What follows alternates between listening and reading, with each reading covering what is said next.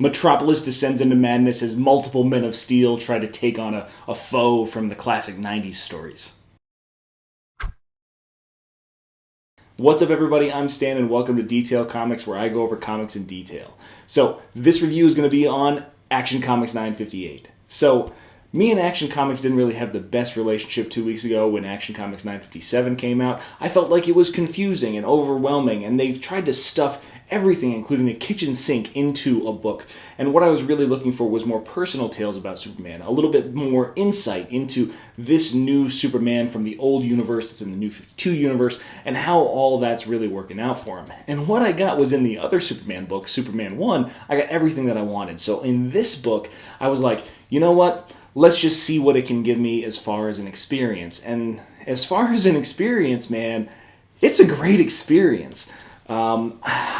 I wouldn't necessarily say that I'm in love with the writing of it, but overall, the way that the story is being told, the art and the writing are very complementary, and they're giving me a very classic kind of feel launched into this new 52 universe. You know, you've got Clark Kent from the previous universe, you've got another Clark Kent who's a reporter, and obviously, evidently is not Superman because he doesn't take any kind of Superman-like actions, and Lex Luthor, fresh off the Apocalypse and Darkseid era kind of stuff, taking on the mantle of Superman. You've got all these super people running around trying to combat Doomsday, which is a classic 90s villain that was responsible for the death of the Superman that's in this book. There's a lot going on, a lot of moving pieces, and I feel like they're finally starting to coalesce. You know, they're getting together. As far as the art's concerned, I would say that it's actually pretty good. It's not one of my favorite kind of styles, but overall I feel like it conveys the story really well, and it's very applicable to the kind of generational tale that we're really telling here, because it doesn't necessarily feel like a current book.